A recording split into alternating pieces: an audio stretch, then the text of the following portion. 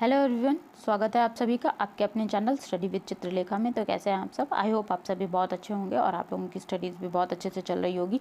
तो dear friends, आज की क्लास में हम लोग बात करने वाले हैं वर्ल्ड कॉफ़ी कॉन्फ्रेंस 2023 के बारे में, जिसका आयोजन भारत में किया जा रहा है सितंबर मंथ में, और इसका आयोजन बेंगलुरु में किया जाएगा। आज इस कॉन्फ्रेंस के सभी एस्पेक्ट्स को हम लोग देखेंगे।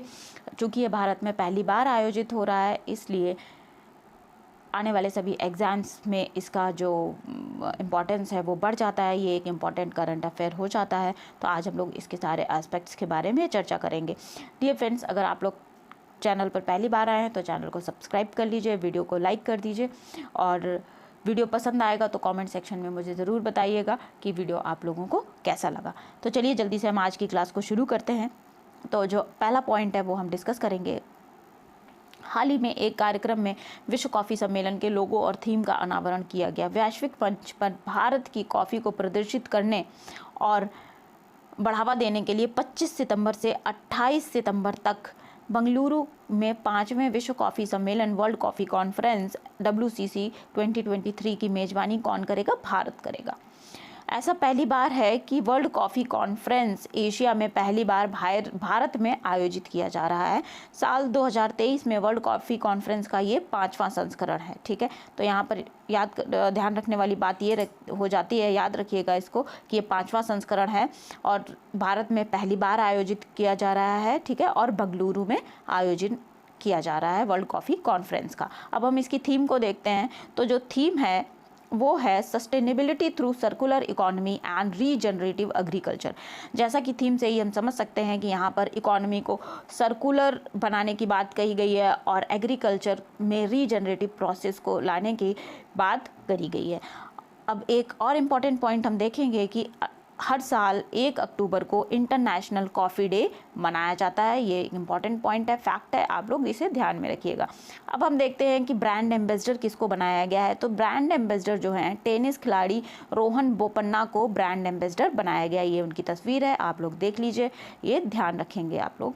अब हम बात करेंगे कि इस सम्मेलन का मस्कट अर्थात शुभंकर क्या रखा गया है। तो ये जो है स्वामी नाम का एक कैरेक्टर रखा गया है। स्वामी, जैसा कि आप इमेज में देख सकते हैं, ये भारतीय संस्कृति और आधुनिकता का एक मिला जुला रूप है जो कि भारतीय संस्कृति को प्रदर्शित करेगा। आगे बढ़ते हैं। इस सम्मेलन का आयोजन अंतर्राष्ट्रीय कॉफ़ी संगठन और भारतीय वाणिज्य एवं उद्योग मंत्रालय के द्वारा किया जाएगा। इस सम्मेलन को हर 4 साल पर आयोजित किया जाता है। WCC अर्थात वर्ल्ड कॉफ़ी कॉन्फ्रेंस को अंतर्राष्ट्रीय संगठन ICO के द्वारा प्रचारित एवं प्रसारित किया जाता है। इंटरनेशनल कॉफ़ी ऑर्गेनाइजेशन का जो अस्तित्व है वो 1963 में आया था। ये एक इम्पॉर्टेंट फैक्ट है। 1963 में इंटरनेशनल कॉफ़ी ऑर्गेनाइजेशन अस्तित्व में आया था। ये बात आप लोग ध्यान रखेंगे। यह एक कॉफ़ी के लिए एकमात्र अंतर सरकारी संगठन है। ये भी इम्पॉर्टेंट बात है, ये आप लोग ध्यान में रखेंगे। अब विश्व के पिछले जो भी कॉफ़ी सम्मेलन हुए, विश्व कॉफ़ी सम्मेलन, वो कहाँ पर हुए ये हम देखेंगे। तो पहला जो कॉफ़ी सम्मेलन है वो 2001 में इंग्लैंड में हुआ था। 2005 में दूसरा संस्करण आयोजित हुआ था ब्राज़ील में, 2010 में तीसरा ग्वाटेमाला में, और 2016 में चौथा संस्करण आयोजित हुआ था इथोपिया में। इथोपिया हॉर्न ऑफ अफ्रीका में पड़ता है। तो ये एक ये फैक्ट आप लोग ध्यान रखेंगे। जो 5वां संस्करण है वो भारत में बेंगलुरु में आयोजित होने जा रहा है 2023 में सितंबर मंथ में। ठीक है, कर्नाटक में भारत के कॉफ़ी उत्पादन का लक्ष्य 70% का उत्पादन कर्नाटक में किया जाता है। कर्नाटक भारत का सबसे बड़ा कॉफ़ी उत्पादक राज्य है। रोबस्टा और अरेबिका 2 प्रकार की कॉफ़ी जो है भारत में पाई जाती है। इसके लिए गर्म और आर्द्र जलवायु की आवश्यकता होती है, जिसके लिए तापमान 15 डिग्री सेल्सियस से 28 डिग्री सेल्सियस के बीच होना चाहिए, और वर्षा जो है 150 सेंटीमीटर से 250 सेंटीमीटर तक होनी चाहिए। भारतीय कॉफ़ी को दुनिया की सबसे अच्छी गुणवत्ता की कॉफ़ी माना जाता है क्योंकि इसे छाया में उगाया जाता है। इसके बजाय दुनिया भर के अन्य देशों में कॉफ़ी जो है सूरज के सीधे प्रकाश में उगाई जाती है, इसलिए उसका टेस्ट इतना अच्छा नहीं होता है।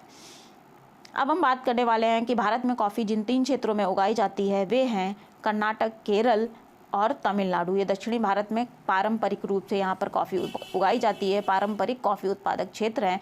इसके बाद देश के पूर्वी तट में उड़ीसा और आंध्र प्रदेश में भी गैर पारंपरिक तरीके से कॉफ़ी उत्पादन के नए क्षेत्र विकसित हुए हैं, अर्थात उड़ीसा और आंध्र प्रदेश में गैर पारंपरिक तरीके से कॉफ़ी उगाई जाने लगी है। इसके अलावा भारत, जिसे कि हम 7 सिस्टर्स कहते हैं, नॉर्थ ईस्ट के अरुणाचल प्रदेश, नागालैंड, त्रिपुरा, मिजोरम, मेघालय और मणिपुर के साथ साथ असम भी शामिल है, यहाँ पर भी कॉफ़ी का उत्पादन किया जाता है। डियर फ्रेंड्स, तो ये था आज का वीडियो जिसमें हमने वर्ल्ड कॉफ़ी कॉन्फ्रेंस के बारे में बात की, जो कि 2023 में बेंगलुरु में भारत में पहली बार आयोजित होने जा रहा है। और इसका जो शुभंकर है वो स्वामी है, और इसके जो ब्रांड एम्बेसडर हैं वो टेनिस खिलाड़ी हैं रोहन बोपन्ना इसके ब्रांड एम्बेसडर हैं।